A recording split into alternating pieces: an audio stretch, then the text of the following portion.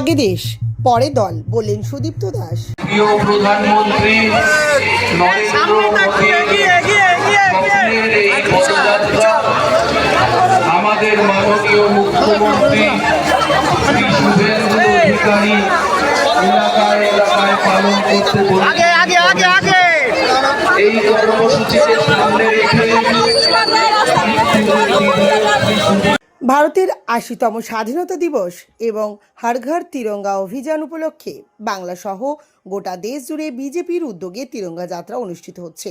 স্বাধীনতা সংগ্রামীদের আত্মত্যাগকে স্মরণ করা এবং দেশপ্রেমের বার্তা ছড়িয়ে দিতেই এই কর্মসূচি নেওয়া হয়েছে। বুধবার বিকেলে বীজপুর বিধানসভা কেন্দ্রের কাঁচরাপাড়া থানা মোড় থেকে বাগমোড় পর্যন্ত তিরঙ্গা যাত্রা আয়োজিত হয়।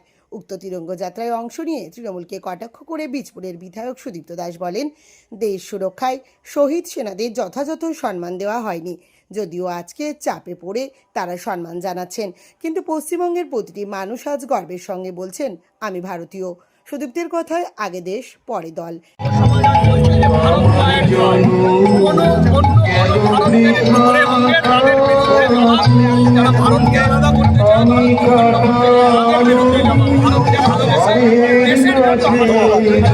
সমাজ ভাবিয়েছে তৎকালীন সরকার তৃণমূলকে সম্মান দেয়নি, তাই তাদের আজকে এই অবস্থা। এটা তো অস্বীকার করার কোনো জায়গা নেই যে 2014 সালের পর থেকে আমরা বলতে শিখেছি যে আমরা ভারতীয়।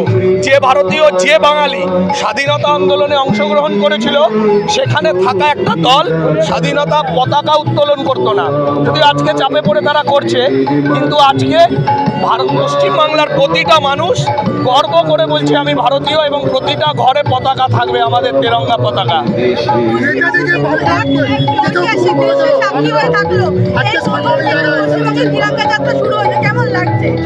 সমস্ত ভারতীয়র ভালো লাগছে, এবং আজ কোনো দলের মিছিল নয়, আজ প্রতিটা ভারতীয়র মিছিল।